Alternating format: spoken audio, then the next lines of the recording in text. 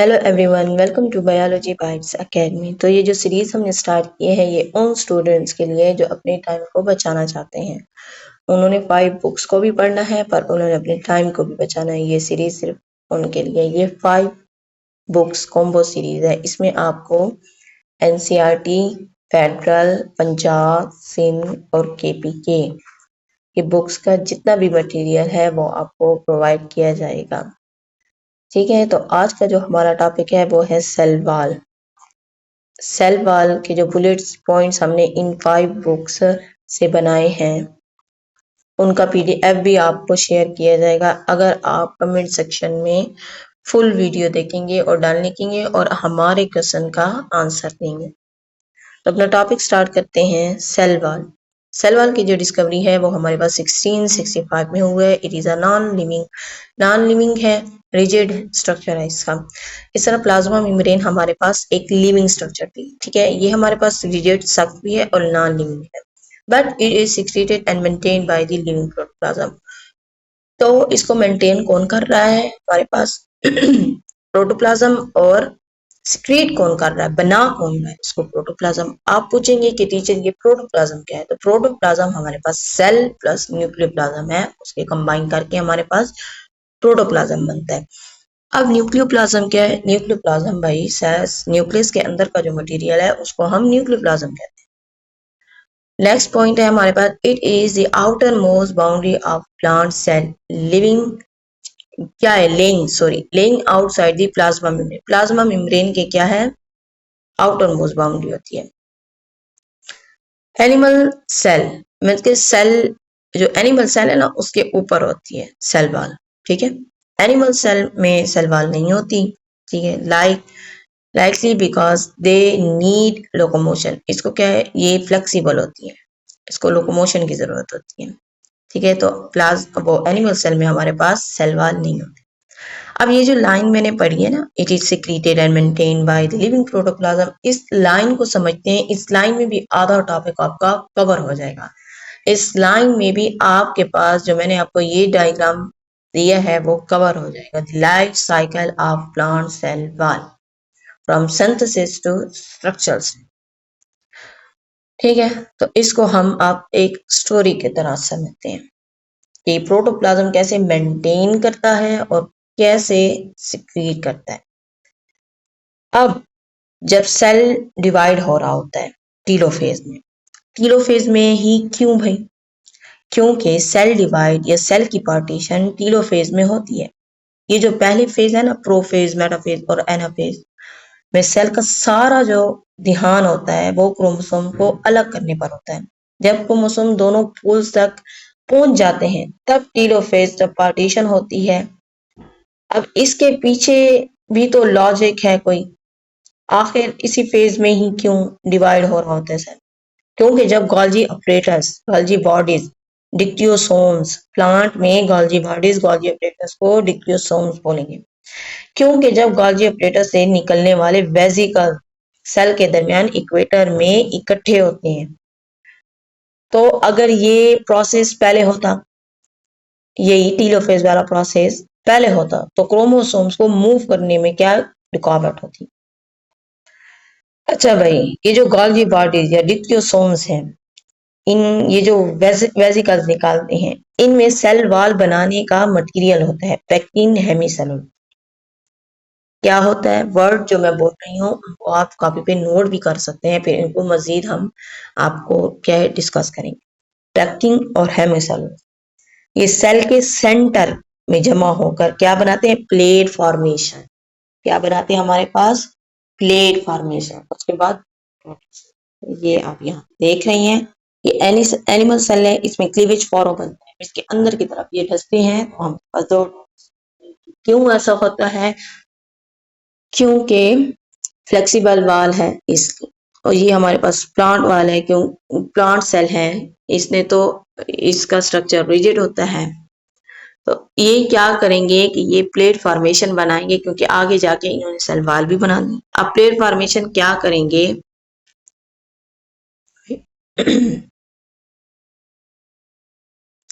अब plate formation कैसे होगी कि यहाँ पे ये क्या है, वेसिकल आते रहेंगे, जमा होता रहेगा मटेरियल और आपस में फ्यूज होके क्या बना देगा, मिडल लैमेला बना।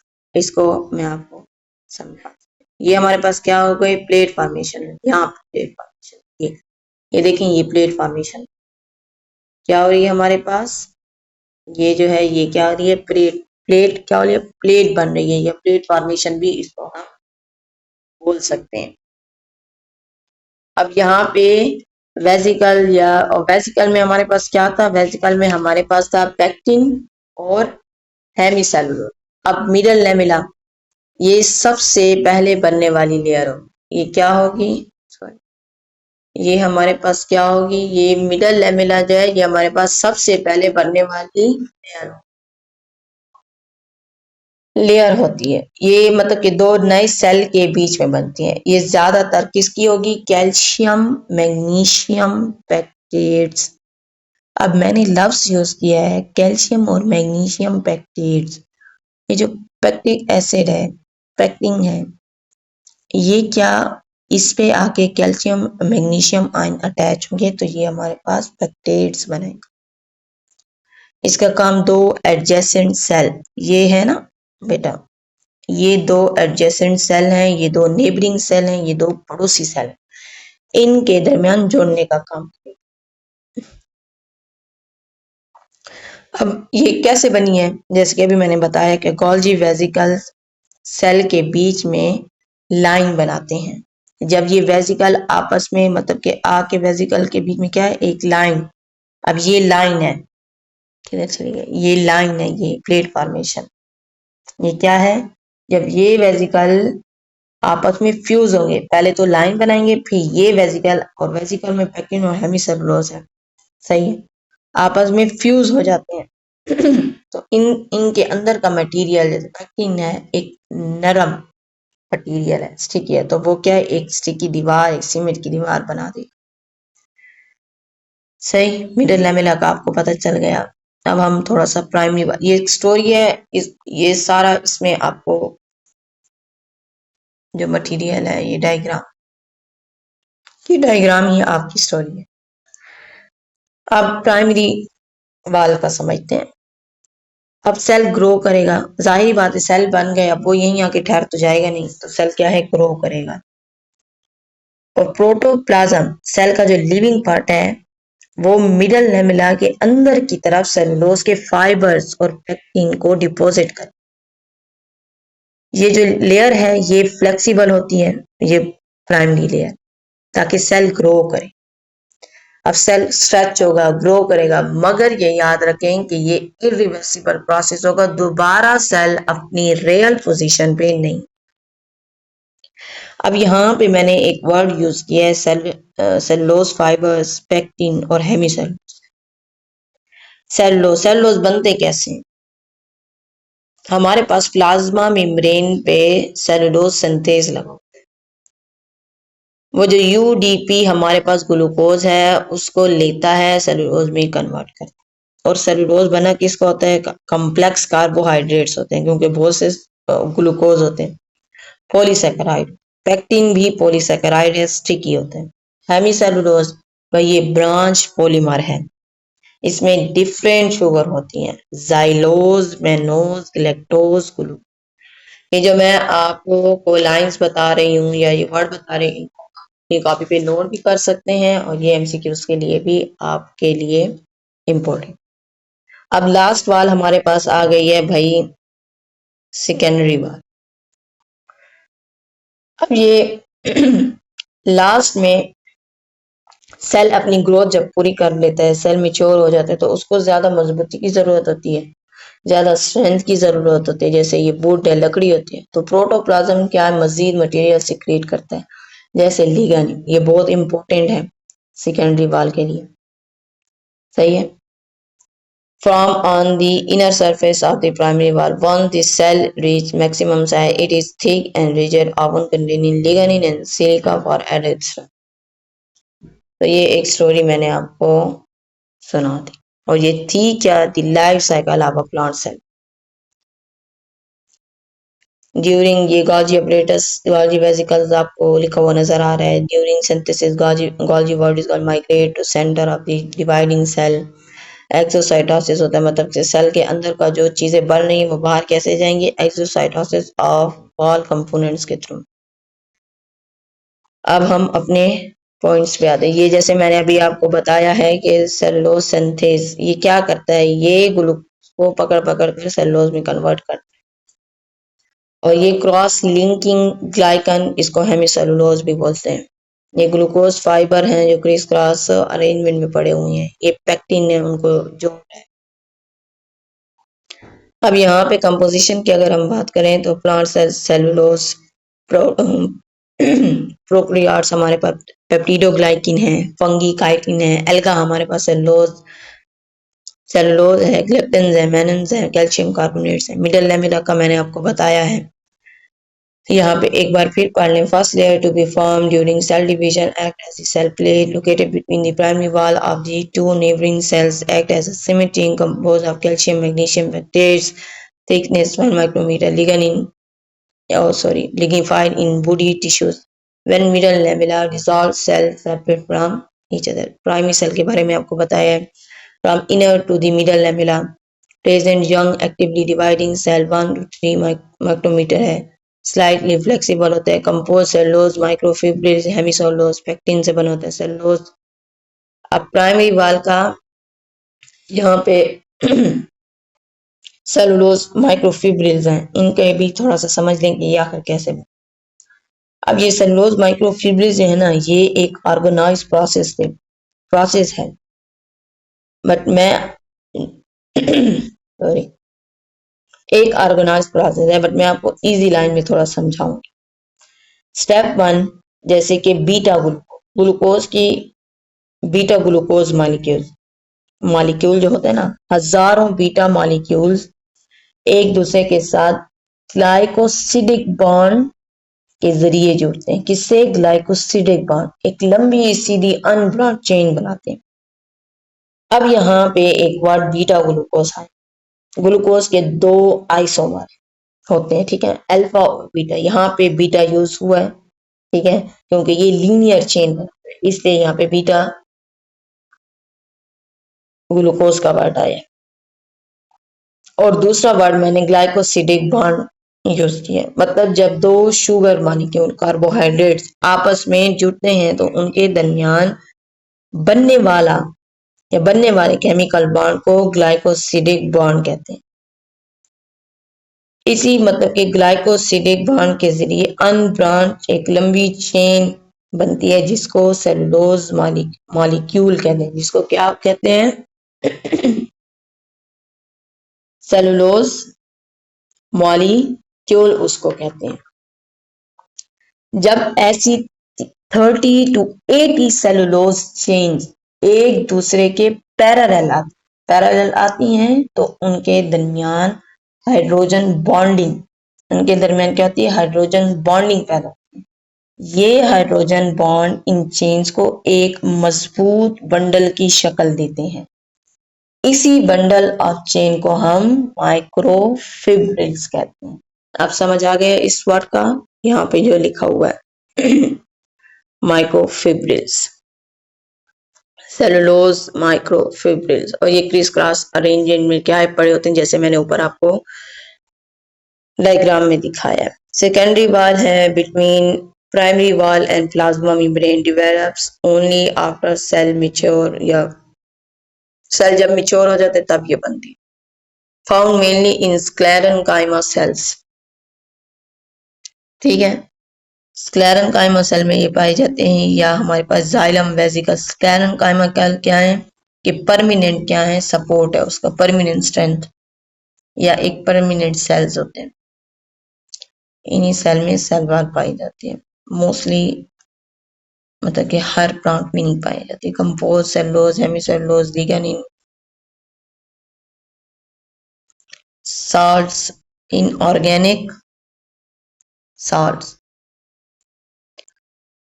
और क्या है? Cell with secondary wall are generally dead at maturity, provide a nice shape and mechanical support to the secondary। अब इसको भी समझते हैं। अब जब सेल की ग्रोथ रुक जाती है तब क्या है हमारे पास, प्राइमरी वाल के अंदर की तरफ सेकेंडरी वाल बनती है। प्राइमरी वाल के अंदर की तरफ सेकेंडरी वाल बनती है जब सेल मैच्योर। सेलुलोज, ये वर्ड सेलुलोज आया है, इसकी कंपोजिशन ये बहुत ज्यादा होती है प्राइमरी वाल के मुकाबले में, तो बहुत ज्यादा 35 to 50%। इसमें सेलुलोज की चेन बहुत लंबी होती है, माइक्रोफिब्रिल्स इसको, मतलब कि वुड जैसी स्ट्रैंड। इसमें कंपोजिशन में लिग्निन आना है, ये बहुत ही इंपॉर्टेंट कंपोनेंट जैसे मैंने बताया है सेल वॉल के लिए। ये सीमेंट का काम करता है। ये सेलुलोज माइक्रोफिब्रिल्स के दरमियान खाली जगहों को भर देता है जिससे cell wall water proof,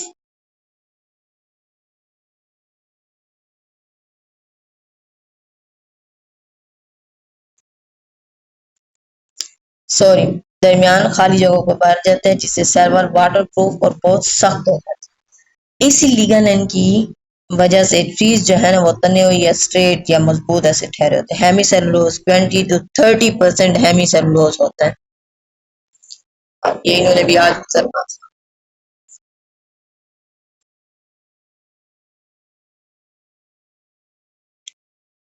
hemicellulose 20 to 30 hemicellulose होता है। ये लिगानिन और सेलुलोज को आपस में जोड़ने और मदद का काम करता है। इनऑर्गेनिक साल्ट में हमारे पास कैल्शियम मैग्नीशियम, मतलब कि इनमें कैल्शियम मैग्नीशियम के साल्ट्स और वैक्सेस क्यूटिन और सिप्रीन होते हैं।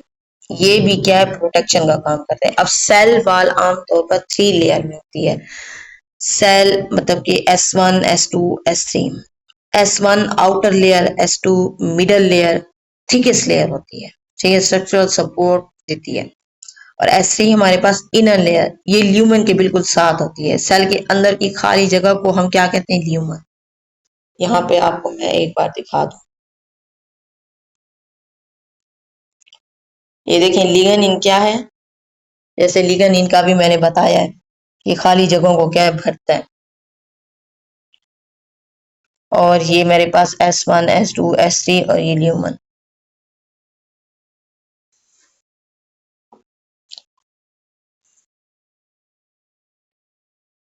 प्लाज्मोडेस्माटा, ठीक है, जो दो सेल हैं उनके साइटोप्लाज्म में भी काम हो रहा है, दूसरे सेल के भी काम हो रहा है, मटेरियल को इधर उधर लेके जाने का काम। और बीच में जो ये जो प्लाज्मोडेस्माटा है, ये क्या, ये यही काम करता है, मटेरियल को इधर से उधर लेके जाने का काम करता है। मैं आपको इधर सही समझ, ये देखें, intracellular communication transfers by plasmodesmata which connect the cytoplasm of adjacent cell। समझ आ गया।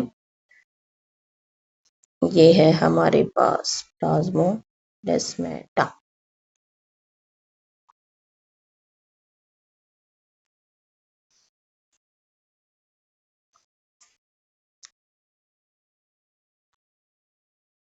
नाइट्रोसेलुलोज एक्सप्लोसिव गन वगैरह का पाउडर बनाते हैं ये, ठीक है। रेयान टेक्सटाइल फाइबर है, सिलोफिन और सिलोआइड, ये plastic bag, old plastic bag है। किमेटोग्राफी मतलब कि पेपर मेकिंग और मोबाइल में ये जरूर। यहाँ पे है about pectin. Pectin is a glue molecule of the cell wall when it is carbo middle lamella.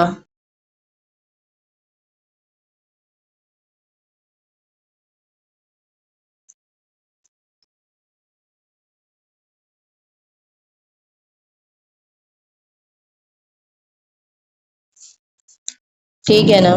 Nitrocellulose क्या है, गन पाउडर वगैरह में काम आता है। सिलॉइड क्या है, ओल्ड प्लास्टिक है। केमेटोग्राफी क्या है, स्टेशनरी मोबाइल वगैरह में भी है। इसके अलावा यहाँ पे आपको टिडबिट नजर आ रहे हैं।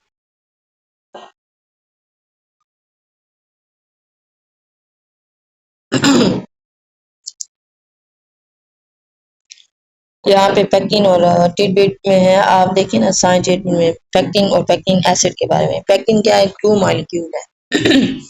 ये इलेक्ट्रॉनिक एसिड से बनता है। जब इसमें CH3 मिथाइल ग्रुप लगता है तो ये क्या है, मजबूत सीमेंट बन जाता है। ये गर्म पानी में भी घुल जाता है, ठीक है ना। इसीलिए पकाने पर जब ये जो फल होता है ये क्या है, डिसॉल्व हो, ये क्या है, पेक्टिन ग्लू मॉलिक्यूल है। इसमें मिथाइल ग्रुप लगता है और ये जब मिथाइल ग्रुप, जब इसमें CH3 मिथाइल ग्रुप लगता है तो ये तब क्या होता है, सीमेंट बन जाता है। पेक्टिक एसिड का बताया गया है कि कैल्शियम मैग्नीशियम के साथ, पेक्टिक एसिड क्या है, जब कैल्शियम और मैग्नीशियम के साथ वो ऐड हो जाता है तो वो पेक्टेट्स बन जाते हैं। जब फल पकता है ना, जब फल पकता है तो ये पेक्टेट्स, ये क्या है, इनको तोड़ देता है। कोई एक एंजाइम है जो ये पेक्टेट्स को क्या है, तोड़ देता है। तब फल जो होता है वो क्या, नरम हो जाता है। समझ आ गई। अगर पेक्टिन ग्लू मॉलिक्यूल में CH3 मिथाइल लगता है तो वो सीमेंट का काम करता है। और पेक्टिक एसिड कैल्शियम मैग्नीशियम के साथ जुड़ के पेक्टेट्स बनाता है और ये पेक्टेट्स तब टूटते हैं जब फल जो होता है वो नरम हो या पक जाए, तो ये पेक्टेट्स टूट जाता है एक एंजाइम। यहाँ पे लास्ट में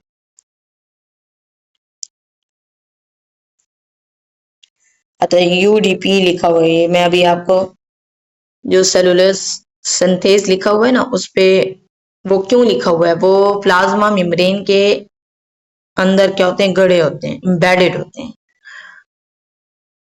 तो सेल के अंदर एक UDP यूडाइन डाइफॉस्फेट ग्लूकोज होता है। वो जो सेलुलोज सिंथेज है वो इन UDP ग्लूकोज को कन्वर्ट करता है सेलुलोज में, ठीक है, मेकिंग अ सेलुलोज चेन। बहुत सारे ग्लूकोज को इकट्ठा करके एक सेलुलोज की चेन बनाता है। ठीक है, इसका भी पता चल गया। यहाँ पे cell wall composition across kingdoms, organs, organism type plant, cellulose, fungi, chitin, prokaryotes, peptidoglycan. Secondary wall the support 5 to 10 micrometre. ये आपके लिए हैं, कुछ पॉइंट्स हैं ताकि आपको क्लियर हो। स्ट्रक्चर रेनफोर्समेंट में है, provides mechanical support and provides cell. अब ये देखें क्रिस क्रॉस अरेंजमेंट में कैसे पढ़ा हूं मैं। Chemical building blocks primarily composed of cellulose microfibrils arranged in a highly strength crisscross patterns. Primary wall, the growth layer, thin elastic layer, 1 to 3 micrometer, capable of expansion during cell growth. ठीक है, और इसको याद रखना है, irreversible, दोबारा अपनी position पे नहीं है। आज का टॉपिक यहीं खत्म होता है। नेक्स्ट वीडियो में हम इंशाल्लाह न्यूक्लियस को पढ़ेंगे। और आप ये जो आपको सोर्स प्रोवाइड किए गए हैं ना, ये स्क्रीनशॉट, ये NCERT के, फेडरल, पंजाब, इनसे भी आप पढ़ लें ताकि आपको पता हो कि ये जो जितने बुलेट पॉइंट्स और सारा आपको इन्हीं टॉपिक से समझाया गया है।